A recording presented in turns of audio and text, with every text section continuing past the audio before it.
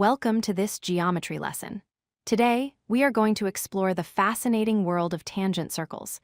We will understand exactly what they are and the two different ways circles can touch each other.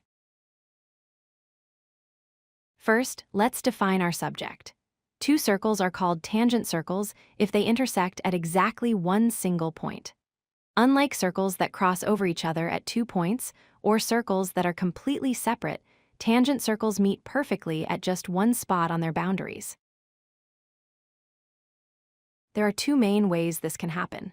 We classify them as externally tangent and internally tangent. As you can see, externally tangent circles touch on their outside edges, while internally tangent circles have one circle nested inside the other. Let's look at the external case first. Here, the two circles lie on opposite sides of the common tangent line. They touch back to back. Notice that their centers are far apart, separated by the bodies of both circles. For externally tangent circles, calculating the distance between their centers is straightforward. Since they touch edge to edge, the total distance is simply the sum of their radii. So, the distance d equals the big radius r plus the small radius r. Now let's switch to the internal case. Here, one circle is inside the other.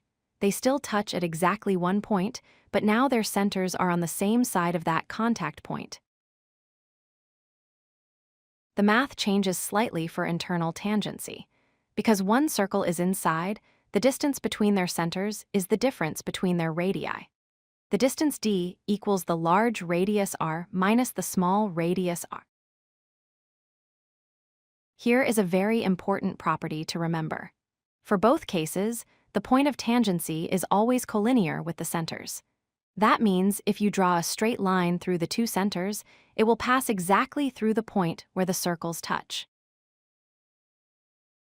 Finally, consider the line that touches both circles at that contact point. This is called the common tangent line.